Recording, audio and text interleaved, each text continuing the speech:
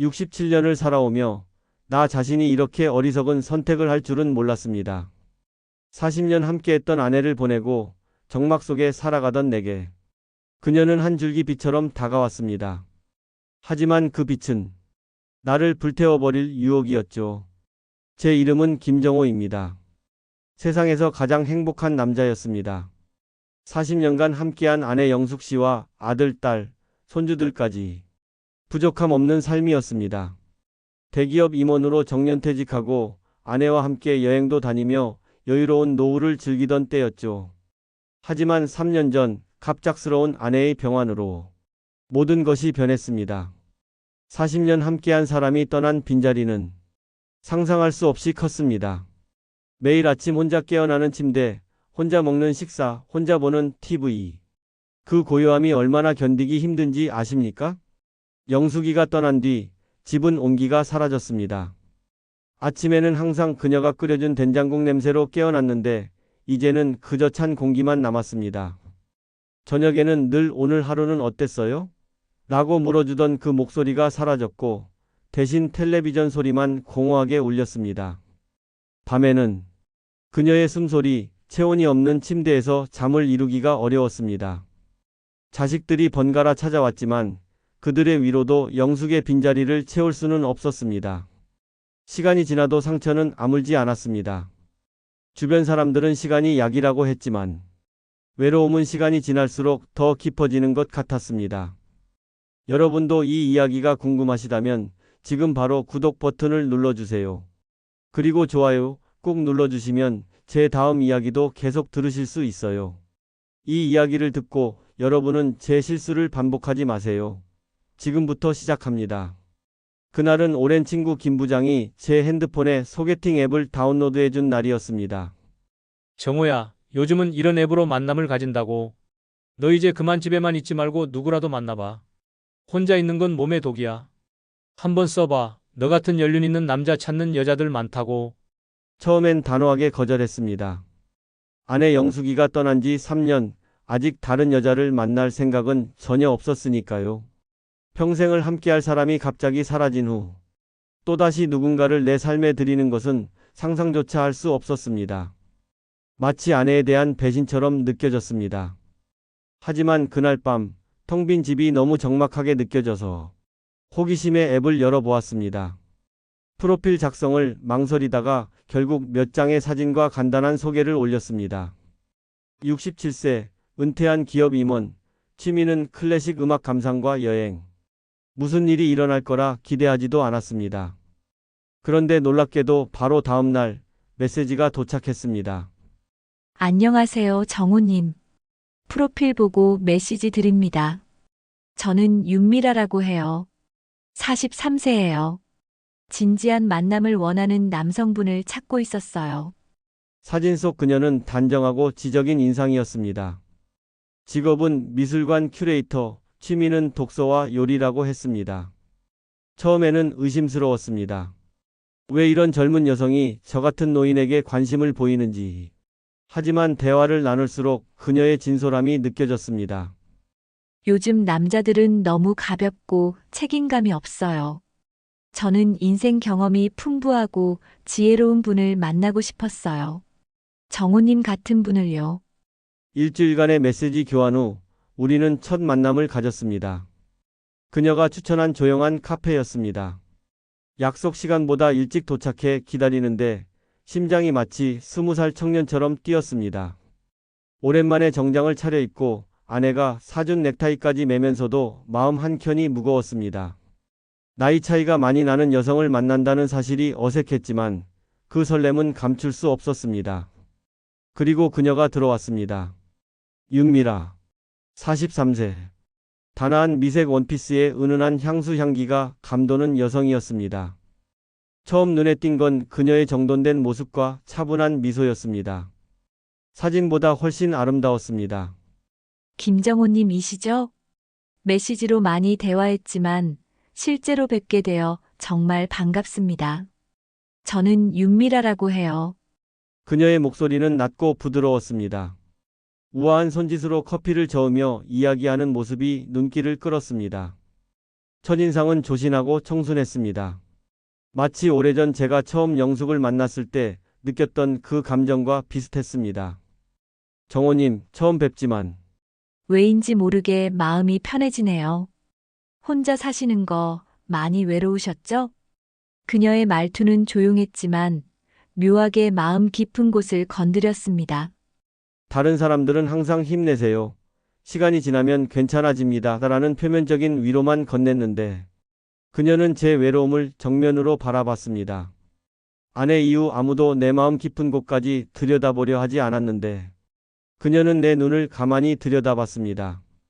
예상보다 대화는 훨씬 자연스러웠습니다. 그녀는 제가 좋아하는 클래식 음악에 대해서도 꽤 알고 있었고 여행했던 국가들에 대한 이야기도 진지하게 귀 기울여 들었습니다. 2시간이 어떻게 지나갔는지 모를 정도로 즐거웠습니다. 오늘 만남 정말 행복했어요. 다음에 또 만나도 될까요? 헤어질 때 그녀가 물었을 때 망설임 없이 고개를 끄덕였습니다. 첫 만남 이후 그녀의 연락이 이어졌습니다. 처음에는 문자 몇 통, 오늘 잘 지내셨나요? 점심은 드셨나요? 작은 관심이 모여 큰 위안이 되었습니다. 일주일 후에는 그녀가 제안한 레스토랑에서 2번째 만남을 가졌습니다. 제가 좋아하는 곳인데 한번 모시고 싶었어요. 나이 차이가 24살이나 나는 여성이 제게 보이는 관심이 당혹스러웠지만 그녀의 말에 위안을 얻는 제 자신을 발견했습니다. 아침에 일어날 이유가 생겼습니다. 누군가의 메시지를 확인하기 위해, 약속 시간에 맞춰 단정하게 차려입기 위해. 요즘 남자들은 저를 이해하지 못해요. 너무 급하고 물질적이고. 정호님 같은 분을 만나서 대화할 수 있다는 게 얼마나 행복한지 몰라요. 그녀의 말은 제 자존감을 높여주었습니다. 오랫동안 잊고 있었던 감정, 누군가에게 필요한 사람이라는 감각이 다시 살아났습니다. 레스토랑에서 식사를 마치고 나올 때 그녀가 갑자기 제 팔을 살짝 잡았습니다. 바람이 불어서요. 그 순간 그녀의 체온이 전해졌고 가슴이 떨렸습니다. 오랫동안 잊고 있던 감정이었습니다. 짧은 접촉이었지만 그 온기가 팔을 타고 온몸으로 퍼지는 듯 했습니다. 우리의 만남은 점점 더 잦아졌고 대화는 더 깊어졌습니다. 어느 날 밤 헤어지기 전 제 입에서 뜻밖의 말이 나왔습니다. 내일 우리 집에서 저녁 식사를 할래요? 제가 음식은 준비할게요. 그녀는 잠시 생각하더니 환하게 웃으며 대답했습니다. 제가 요리를 해드릴게요. 음식 재료만 있으면 됩니다. 다음 날 그녀가 제 집에 왔습니다. 저녁 식사를 직접 해주겠다며 정갈한 손길로 준비한 음식은 오랜만에 맛보는 집밥의 온기였습니다. 음식 솜씨도 좋았지만 더 놀라웠던 건 그녀가 저의 일상을 세심하게 살피는 모습이었습니다. 아내가 없는 세월 동안 방치된 집안 구석구석을 정리하고 필요한 것들을 자연스럽게 채워 넣었습니다. 어머, 이 사진이 아내분이신가요? 정말 아름다우신 분이네요. 사진 속 영숙이를 바라보는 그녀의 눈빛에는 시기가 아닌 존중이 담겨 있었습니다. 그 모습이 제 마음을 더 움직였습니다. 그날 밤 와인을 마시며 그녀가 말했습니다. 정호님, 저 원래 술 잘 안 마셔요. 그런데 오늘은 마시고 싶어요. 함께 있고 싶어서요. 와인 한 잔, 그리고 2잔. 대화가 깊어질수록 그녀는 조금씩 제게 다가왔습니다. 처음엔 제 팔을 스치듯 만지다가 점점 어깨에 기대었습니다. 그녀의 체온이 느껴졌습니다. 향수 냄새가 아닌 그녀의 체취가 코끝을 스쳤습니다. 정호 씨, 이렇게 불러도 될까요? 갑자기 존칭을 내려놓은 그녀의 목소리가 한층 부드러워졌습니다. 그 순간 그녀의 손이 제 무릎 위에 조심스럽게 얹어졌습니다. 가벼운 터치였지만 온몸에 전류가 흐르는 듯 했습니다. 오랜만에 이렇게 남자와 함께 있으니 마음이 설레요. 그녀의 말에 제 심장은 더 빠르게 뛰기 시작했습니다. 그녀가 몸을 돌려 제 눈을 바라보았습니다. 아내 이후 처음 느끼는 감정. 욕망의 불씨가 타오르기 시작했습니다. 그녀의 손이 제 뺨을 부드럽게 어루만졌고 이어 제 입술을 손가락으로 살짝 건드렸습니다. 그 손길을 따라 그녀의 얼굴이 가까워졌고 부드러운 입술이 제 것과 맞닿았습니다. 오랜 갈증을 해소하는 것 같은 그 입맞춤에 시간이 멈춘 듯 했습니다. 오늘 여기 있어도 될까요? 그녀의 속삭임에 모든 망설임이 사라졌습니다. 그날 밤 우리는 서로의 온기를 나누었고 저는 오랫동안 잃었던 열정을 다시 찾았습니다. 그녀의 부드러운 곡선과 달콤한 숨결이 제 모든 감각을 일깨웠습니다. 다음 날 아침 그녀는 제 셔츠만 걸친 채 커피를 들고 와 깨웠습니다. 이런 평온한 아침 너무 오랜만이에요. 이렇게 함께 있는 게 나쁘지 않죠? 그 말에 아무런 의심도 없이 웃으며 고개를 끄덕였습니다. 그녀의 부드러운 곡선을 가만히 바라보는 것만으로도 행복했습니다. 그날부터 그녀는 자연스레 제 집에서 함께 지내기 시작했습니다. 마치 40년 전 영숙이와 새로운 시작을 했던 것처럼 저는 다시 행복해진 것 같았습니다. 한 달이 지났을까? 어느 날 아침 그녀의 표정이 어두웠습니다. 평소와 달리 아침 식사도 준비하지 않고 창밖만 바라보고 있었습니다. 물어보니 처음에는 괜찮다고만 했지만 제가 계속 걱정하자 그녀가 마지못해 말을 꺼냈습니다. 저 말 안 하려고 했는데 사실 엄마가 이번에 수술을 받으셔야 해서요. 병원비가 좀 부족한데 그냥 제 이야기예요. 신경 쓰지 마세요. 그녀의 목소리는 떨렸고 눈가에는 눈물이 맺혀 있었습니다. 하지만 신경 쓰지 않을 수 없었습니다. 그녀가 고개를 숙이고 조용히 눈가를 훔치는 모습을 보고만 있을 수는 없었습니다. 그날 통장에서 3천만 원을 인출해 그녀에게 건넸습니다. 아니에요, 정호 씨.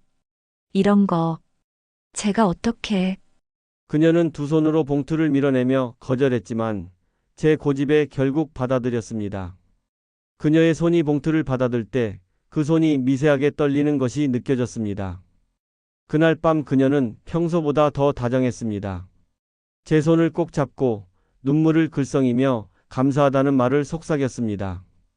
제 인생에서 이렇게 저를 아껴주는 사람은 처음이에요. 어떻게 갚아야 할지... 그 말에 저는 그녀의 입술을 가볍게 막으며 말했습니다. 당신이 내 곁에 있는 것만으로 충분해. 그 후로도 비슷한 상황들이 이어졌습니다. 동생의 사업 실패로 인한 보증금 문제, 조카의 유학비 마련, 자신의 건강검진에서 발견된 이상. 그녀는 직접적으로 돈을 요구한 적이 없었습니다. 항상 먼저 괜찮아요. 제가 알아서 할게요. 라고 말했습니다. 그럴 때마다 제가 먼저 도움을 제안했고 그녀는 처음엔 거절하다가 마지못해 받아들이는 모습을 보였습니다. 정말 죄송해요. 제가 이런 말씀 안 드리려고 했는데 대표님께 의지하게 되네요. 그런 말을 할 때면 그녀의 눈에는 진심이 담겨 있는 것 같았습니다. 그리고 그날마다 그녀는 더 깊은 애정 표현으로 제게 보답했습니다. 더 깊은 포옹, 더 다정한 말들, 더 친밀한 시간들. 밤이면 그녀의 부드러운 손길이 제 몸을 어루만졌고 그 감각은 젊은 시절로 돌아간 듯한 환희를 가져다 주었습니다. 그녀의 채취와 숨결, 귓가에 속삭이는 달콤한 말들. 모든 것이 제게는 샘물 같았습니다.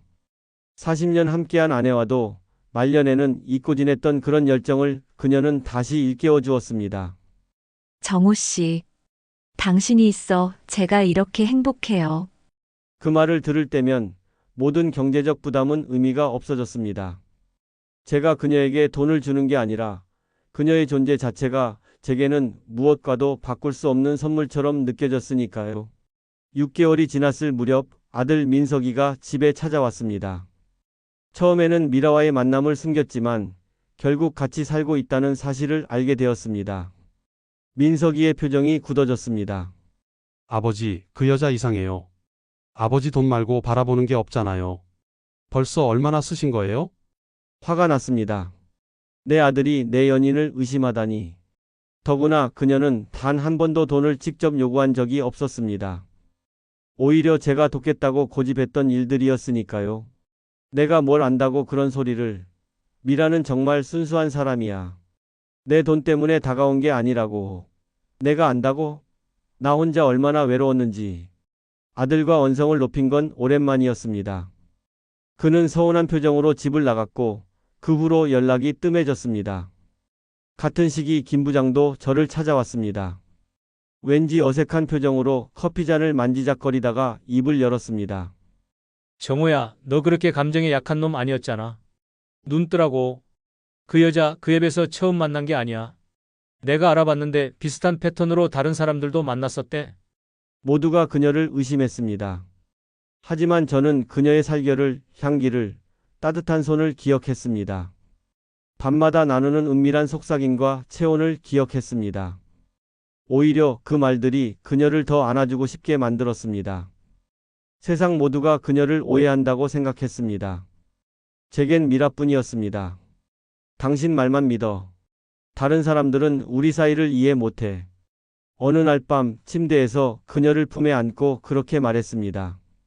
그녀는 제 가슴에 얼굴을 묻고 조용히 울었습니다. 그 모습을 보니 더 애틋해졌습니다. 그렇게 말하며 그녀에게 더 많은 것을 내어주었습니다. 제 명의로 고급 승용차를 구입해주고 강남의 오피스텔도 계약했습니다. 그녀가 안정된 생활을 하길 바랐으니까요. 심지어 제 계좌에 접근할 수 있는 권한까지 아무 의심 없이 내어주었습니다. 이게 제 진심이에요. 당신을 위해서라면 뭐든지 할 수 있어요. 그녀의 그 말이 저를 녹였습니다. 그날 밤의 포옹은 더 뜨거웠고 그녀의 키스는 더 깊었습니다. 그녀의 부드러운 손길이 제 몸을 탐험할 때마다 모든 불안과 의심은 사라졌습니다.